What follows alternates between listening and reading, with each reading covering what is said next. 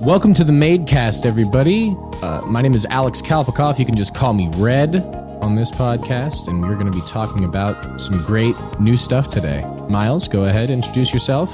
My name is Miles Carricker. I'll also be on this podcast talking about stuff.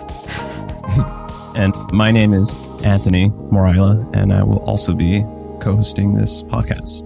We're going to be talking about some video game history today, the technology, like a little bit about some of the stuff we have at the Video Game Museum, lots of dev kits, rare systems, rare games, and the culture behind the industry we try to exhibit. We try and make sure that everything at the Made is playable and preserved in the way that it's meant to be played with video games. So we want everybody to enjoy themselves, and we yet to have somebody be disappointed by what they see at the museum. We hope to bring everybody up to speed. And Alex Handy, our founder, will give a little talk about Sega bringing an exhibit to the space before COVID with the launch of the Sonic the Hedgehog movie, which was the highest grossing movie of this year. Yay, 2020.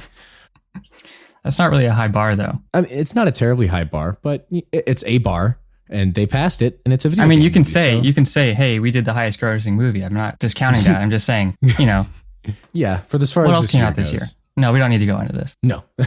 Not just the actual Made itself being just a fun place to hang out and play video games. It's also, I think more importantly, an effort to preserve video games, to not only record and celebrate them, but to ensure that these often overlooked pieces of culture get treated as history, just like any other media. Because a lot of the time, this kind of, old games, old consoles, they just sort of get swept under the rug and forgotten about. And I think it's important to sort of capture that history and to preserve it for people who actually want to learn about it. Yeah, it's very different than something else. Like, you don't see as many video game museums as you do film museums or pop culture museums and stuff. Mm-hmm. The Made podcast is also a series of small lectures on specific instances in the history of video games. So the founder, Alex Handy, will be sort of giving little talks here and there. Interesting facts, lots of interesting facts. Now let's get into the news of the day.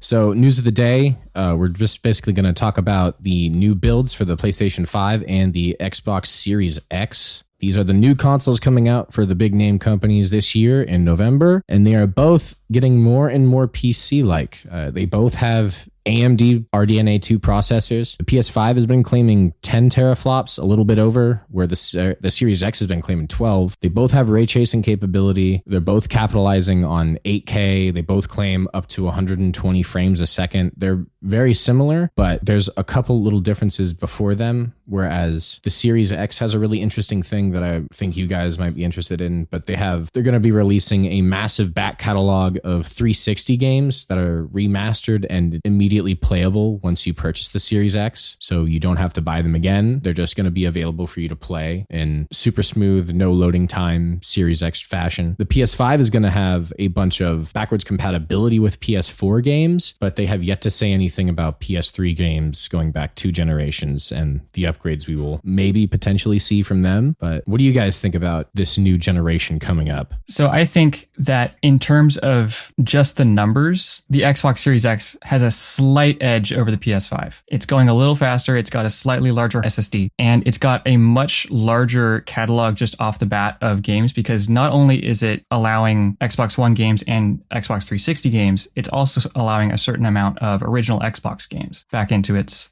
library, which I think is great. Yeah, I think that's definitely a positive for that. Mm-hmm.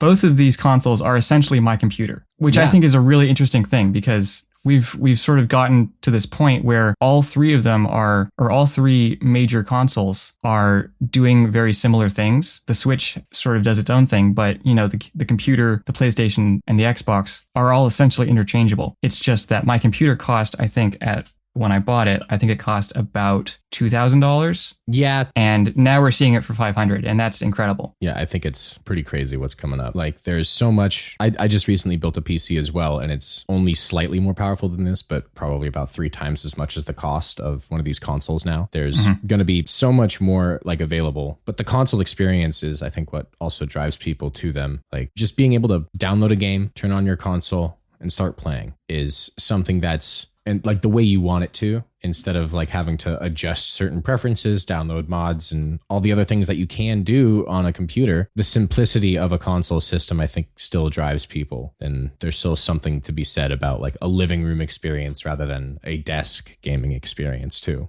Yeah. Right now, currently, I still have my PS4 and my computer on my desk, and I just have to swap out my HDMI cable at the moment because I haven't upgraded to DisplayPort Master Race quality yet.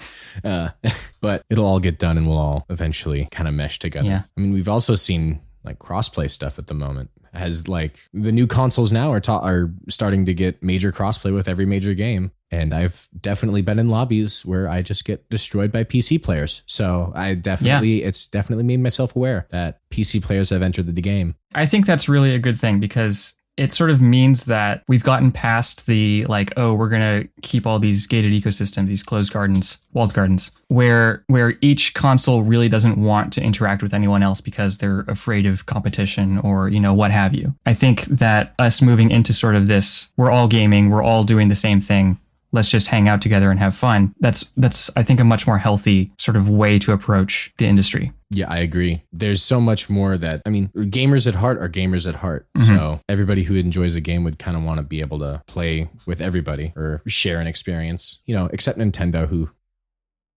keeps to their special part of the arena. No, they have a special place in people's hearts. They definitely do. I mean, as Alex will talk in this little bit, no one can really touch their handheld game. And now that their main console, it's a handheld compatibility thing. It's pretty interesting. Yeah. One more small piece of news.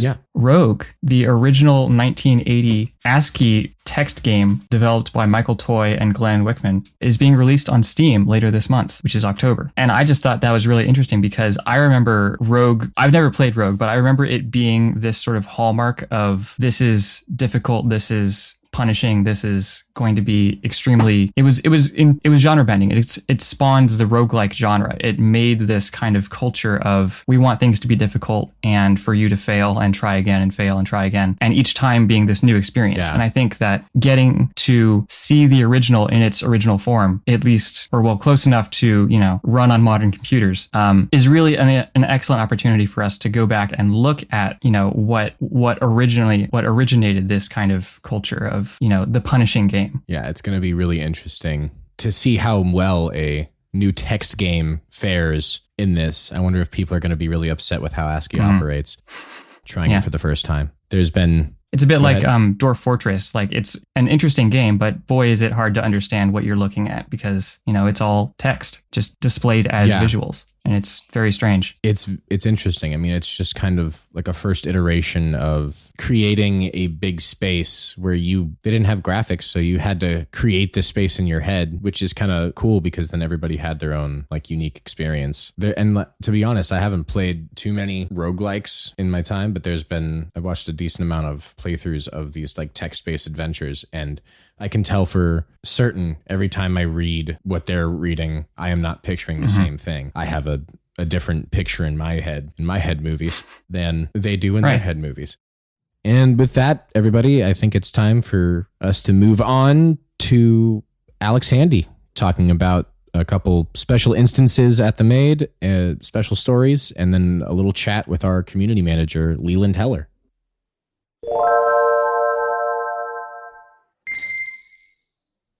Hello there. My name is Alex Handy. I am the founder of the Museum of Art and Digital Entertainment, although I am only here on the backs of some amazing volunteers who have done all the actual work. I'm just the guy who blathers and talks all the time. And that's exactly what this podcast, middle sort of sandwich meat, is for me to blather at you for a good 10 to 20 minutes about a single subject. And in future episodes, we will specifically look at consoles like the Atari 2600, the Nintendo Entertainment System, Super Nintendo, and 64. We'll look at specific games. We'll generally be deep diving into things that people want me to deep dive into, and as much as I can deep dive, because while I know a lot about these things, I would never suggest that I know everything there is to know. And everything that we will be telling you about in these podcasts, I hope that you will look at as trailheads to do your own research and go a little deeper into the history of this wonderful industry that has such a rich sort of heritage after only having existed for 40 to 50 years now.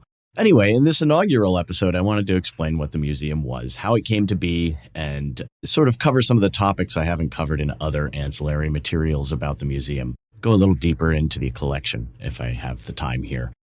So let's start off with how the museum began and what it is. The museum is a 501c3 nonprofit video game museum located in Oakland, California. We had playable exhibits across all of the systems that you're mostly familiar with. Certainly there were some gaps. We did not have a playable 3DO on the floor, but we had the 2600, the Intellivision, the Nintendo Entertainment System, the Super Nintendo, the N64, the PlayStation 2, the PlayStation 3. Everything was out there, and you could come in and say, I want to play this game on that console. And that was what we would offer, because frankly, a video game museum without playable exhibits is like a art gallery with the lights off.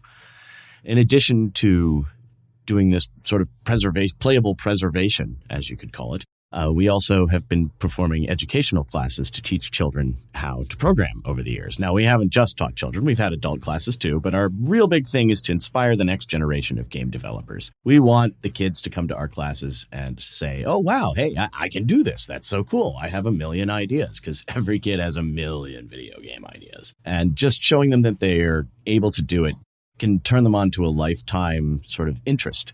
I had myself, when I was a child, I went to a computer camp in the very, very early 80s and learned how to program BASIC on an Apple II. And, that changed my life. That's why I was able to get into a sort of technology career. And that's sort of what we're trying to replicate here.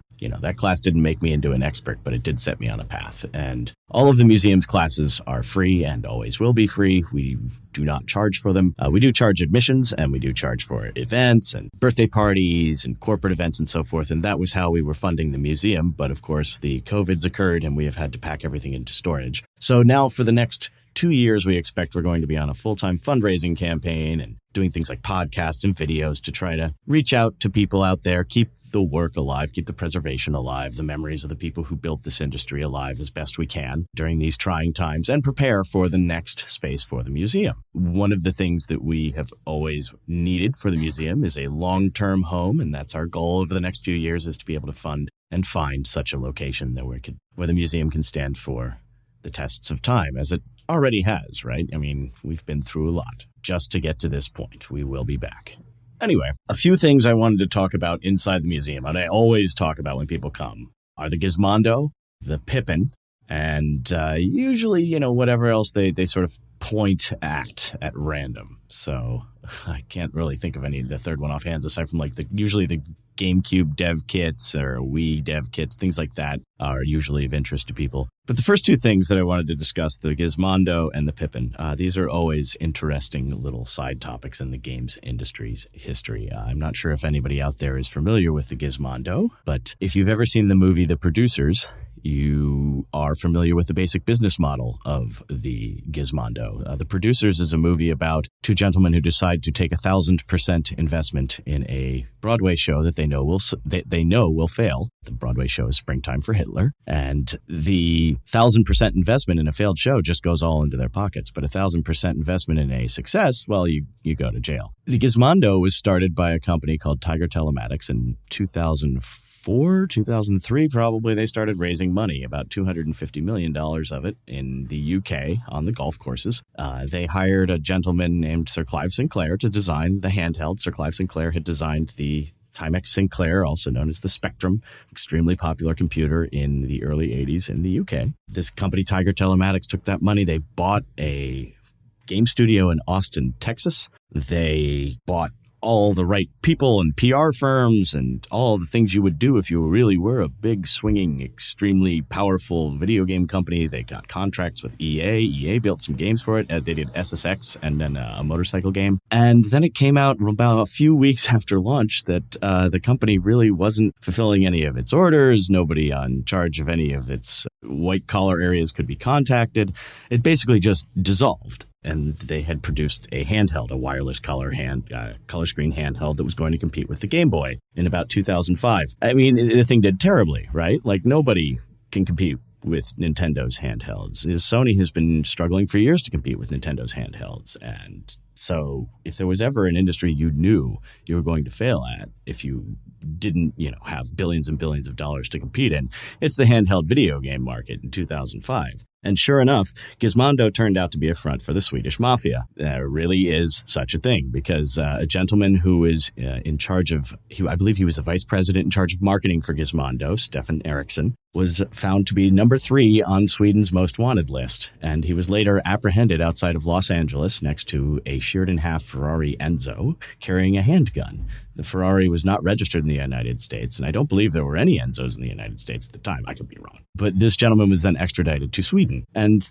that's the story of the Gizmondo, and we have one of them at the museum. And not only do we have the Gizmondo, but that wonderful game studio in Austin, the poor people who got caught up in all this, and that's the real nasty thing about white-collar crime, is it just catches up so many in so many people's lives and can really ruin them. This whole studio, having been purchased, thought that they were going to be making many more games, and they produced a terrific game called Hit and Myth, which is a twin-stick shooter in the same vein as Robotron 1984. However, it is an adventure-style one, so you're sort of scrolling through various levels and gathering power-ups. Terrific game, but the studio was basically caught up in the middle of this, and we have one of the only copies of that game out there at the museum. It was never actually released, so one of the rarer things in the museum, an unreleased game for a effectively unreleased handheld console that turned out to be a Ponzi scheme. So there's the first item I thought I'd discuss. There's a wonderful write-up of this by Simon Carless out there on, I believe it's on Game Set Watch. He did like a 10,000-word write-up of it, and it is just spectacular. Simon is an absolutely class individual who I recommend anyone out there interested in the games industry or has maybe an indie games company. You should definitely look and contact Simon. He does a lot of great work to help small game companies figure out how the heck you can get their games identified and seen in the marketplace. And honestly, that's a huge problem in the games industry today. I don't know if anybody's noticed this on their Android or iPhone. Like, how do you know what to download? There's a million choices. And that was sort of what was going on in the 90s when the CD hit the video game consoles. That was the period of the PlayStation in the mid to late 90s, the 3DO, the CDI, and the Pippin. And I always love to show people the Pippin because very few people realize that Apple actually worked on a video game console. They worked with Bandai, and they created a home entertainment and information dispersal system based on CDs. So you would pop in an encyclopedia, which fit on a CD, a whole encyclopedia. Can you imagine? And you would navigate this encyclopedia and read about birds and trees and international flags and so forth on your home television with your loved ones on the couch. It was an amazing time to be alive in the mid-90s when there was this absolute fistfight between large companies to try to become what they called the set-top box. That was the fight. This was Apple's set-top box, and it was also distributed in Japan.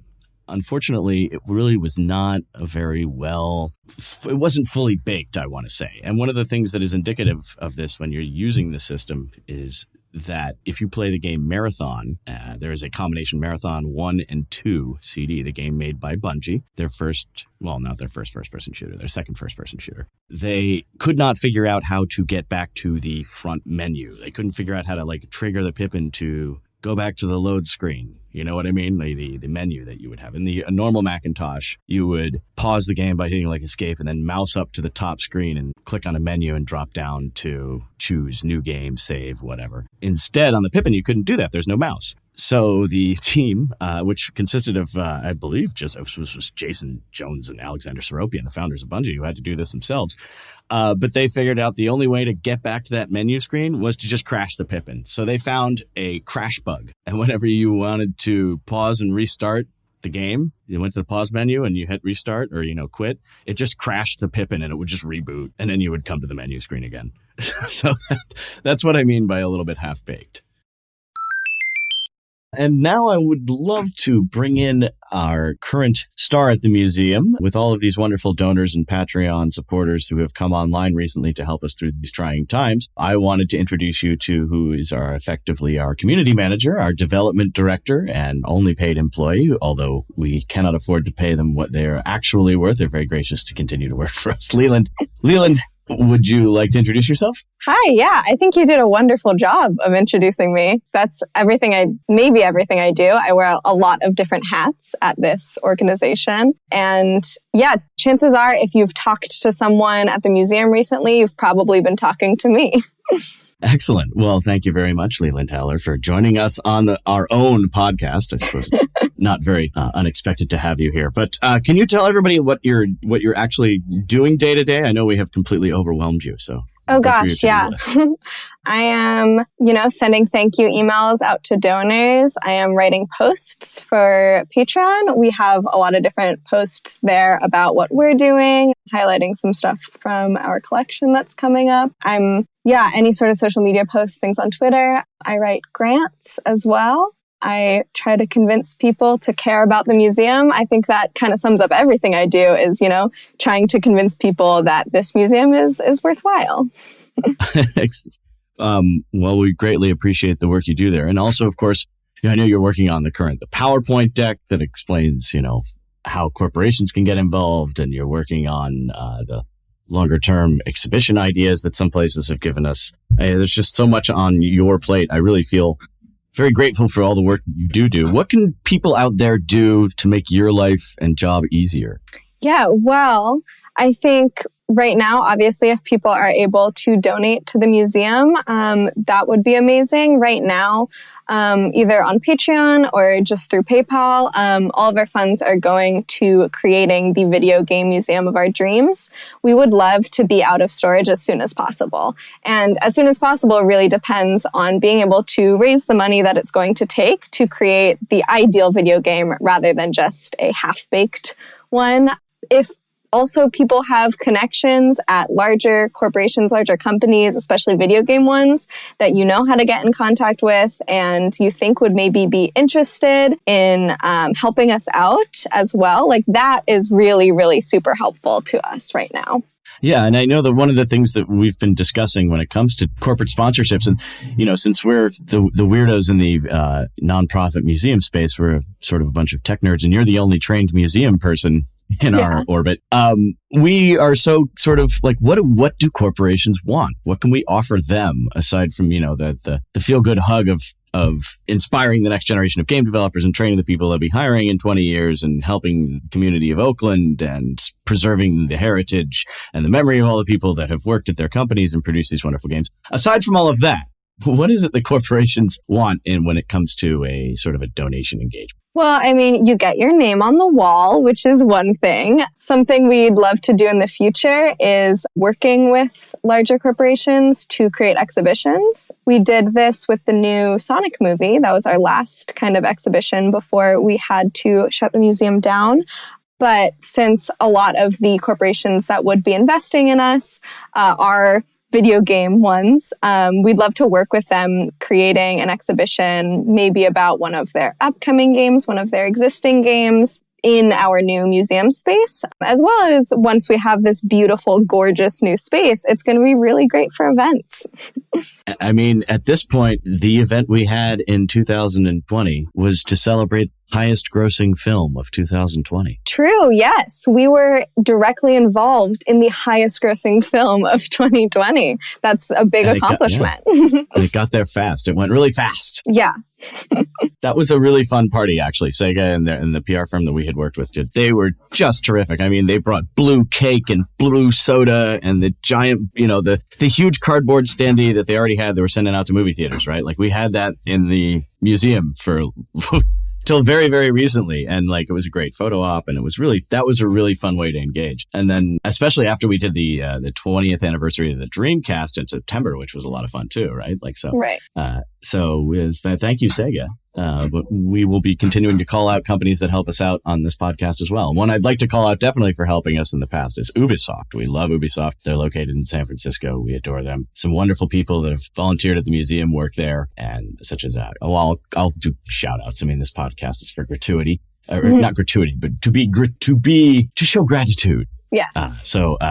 Chris Berkey and Travis. Yeah, we all love Travis. I can't even remember Travis's last name because he has nicknames and stuff. But very big thank yous go out to places like Ubisoft and Sega for supporting us. Big thank yous to Dolby and Lori over there who has supported us for many, many years. We would love to add other names to these lists of supporters. Absolutely. And also, I think it's worth mentioning, you did at the top, that how much the Maid runs on volunteers. That's, since coming to this organization, I've realized how much of a lovely, lovely place we have here and a lovely community that we've built. And it's all people just really volunteering their time and wanting to help out and feeling passionate about this organization. And that's so lovely to be a part of. Absolutely. Everybody who's working on this podcast right now is volunteering their time, sitting here listening to me blather into a microphone for no good reason. I mean, that's a wonderful thing to volunteer. But people, I feel I'm worried to start naming people because this podcast will just end up being me reading a bunch of names. But and I will always leave somebody out by accident. I don't want to offend anybody, but definitely huge thanks to Chris Berkey, Travis Kindred, to Chris Wolf, to Anders Savbell, I'm just going to go down the line here. I mean, there's so many amazing volunteers that we've had over the years. I can't even begin to name them. And I'm sure we'll end up having a lot of them on this podcast as well. Yeah. Lawrence Mioto, get to meet a bunch Van Ha. I mean, the one person behind all of this her name is Van Ha, and Van is absolutely the linchpin of this organization. I could get hit by a bus tomorrow, but if Van got hit by a bus, this place would just burn. It would not exist. We'd all be doomed. Because Van makes sure the bills are paid and we do everything right. Van is an amazing treasure. She'll be very upset that I mentioned her in the podcast. I'm doing it. And there'll be other people. I'm sorry, I'm not trying to leave anybody out. We've got a lot of podcasts coming up, and if please poke me if like you didn't mention me, I will mention you 100 times in the next one, because we do have so many volunteers who have made this place what it is. And that's really what the museum is about, is sort of a shared love of video games. And it's not about, as I keep saying, it's not about me. It's about building something that we can all agree is awesome. I don't think anybody who came to the museum ever said, this sucks. Like, who wouldn't like a room where you can play one of 12,000 video games on demand? That's kind of like okay in anybody's video game book. Exactly. It is a really fun experience watching someone experience the museum for the first time, no matter how old they are, no matter how into video games they are. Like, everybody has this kind of moment of awe when they kind of realize that whole, like, I have 12,000 video games at my disposal thing. And that's been so wonderful to watch in the times that I have been able to experience the museum in its full glory. And something that we'd like to get back to as soon as possible. Exactly. There's nothing better than watching a parent show their child where the warp zone is in level 1, 2 of Super Mario Brothers. The kids almost always go, Mom doesn't know about video games. How'd she know that? Right. Well, thank you for joining us, Leland. I think that we have accomplished, hopefully, our goals in this first episode of our podcast, and we'll have you on in the future. Hopefully. Do I get to shout out a video game I've been into? Yeah, please. It's not that interesting. I've just been playing Minecraft. A friend of mine started a Minecraft server up, and so I've been getting back into that, building a treehouse right now. I'm really excited about it. I mean, that's the only way we can kind of hang out with each other in this COVID way. So I hope you're seeing and spending some quality Minecraft time with your friends. Right. Oh, and also I want to shout out Spiritfarer, which is an indie game that came out fairly recently that I've been playing on the Switch. It's also on PC. It's a very fun little game with a beautiful art style, and it has a lot of like exploration, kind of management things going on as well, and you should definitely check it out. Oh, excellent. Well, thanks for that wonderful indie game tip. We always love indie games. Thanks you for coming on, Leland. Yeah. And I'm going to pass it back to the team back in the studio. Thanks for having me. Thanks. That was Alex Handy and Leland Heller talking about the community side of the Maid. And now, in our closing statements, Anthony, what are you playing?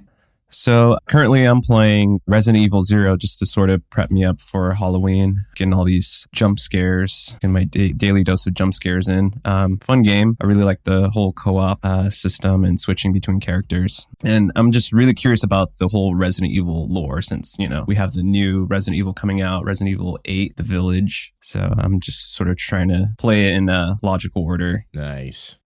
So Miles, what have you been playing? Recently, I finished up Horizon Zero Dawn, which I was playing through for the first time on PC. Ooh. And I really enjoyed it. I thought it was an excellent story. There were a couple gameplay mechanics that I was a bit iffy on, It never did anything perfectly, but it always did everything extremely well. Okay. It was sort of this great combination of a very story-driven game and a very sort of open world experience that felt very much like Breath of the Wild or one of those other games that does that. It was very reminiscent of Breath of the Wild to me because it was, running and climbing and, hitting all the locations to open up your map and exploring. And it was all about just like experiencing this world to its fullest extent. And I really enjoyed sort of that aspect of it. And the story itself and the setting was really unique. And I really was looking for something like that in a game because a lot of games sort of fall into these categories of, oh yeah, I know exactly what this is and what it's about before I even start playing. Yeah. And with Horizon, I was constantly surprised. Yeah. And it really did something for me. And I'm eagerly awaiting the sequel. When they announced the sequel for the PS5, I was also super stoked on that. Even though I've never played, it was always a game that caught my eye. But I was slowly trying to tick off games that were on my list a little bit in front of that. But that is currently on like the top of my list to play after I finish the 2 games I'm currently on. But it looks, it looked new. It looked refreshing. It didn't look like anything else. I mean, it took like aspects from other games that it certainly looks amazing. Is there anything like you can tell, like what was your favorite? Is there like a favorite robot dinosaur that you've come across yet? Man. The DLC area is especially difficult compared to the rest of the game. And that's cool though. A challenge. Yeah, it is. I like DLC that gives you a push. It is definitely a step up in terms of difficulty. And I really enjoyed that because, I was playing the main game. I got about halfway through it and I was like, okay, I'm going to just take a step back from the story and do everything else first, which I kind of tend to do in open world games. And so I started doing the DLC and it turns out it had its own story, but it was also just this new open world area that was considerably more challenging than the rest of the world. And I think it's called the Scorcher. And the Scorcher it's the Ice Claw. Okay. The Ice Claw is a robot bear made of ice. Nice. And it is by far the most interesting fight in the game. That's awesome. And it's just a generic monster that, roams around wherever, but it's challenging and it's really fun. That's awesome. There's so many, the fact that you can get, just new iterations and kind of make your own way about new creatures. Just make robots out of them and you can make them do whatever you want, make them unique specialties. Right. I like that system a lot. Anyway. Well, that sounds good. This is the point in the podcast where we ask our listeners if they have any questions. So next week, we'll be talking about ancient history or the early pioneers of gaming in the 50s, 60s, and 70s. And we eagerly look forward to talking about that. So for now, thank you for listening to the Museum of Art and Digital Entertainment's official podcast. If you've got any thoughts, questions, corrections, or general museum ideas, please send us an email at info@themade.org. We'd like to send out a big thank you to everyone who donated recently and to our Patreon supporters. Patreon donors will be getting this podcast 1 week before it goes public on the major streaming services, and we'll continue that with future episodes every week. Sounds great. Till then, I've been Miles. I've been Alex. And I'm Anthony. And see you. Talk to you next time.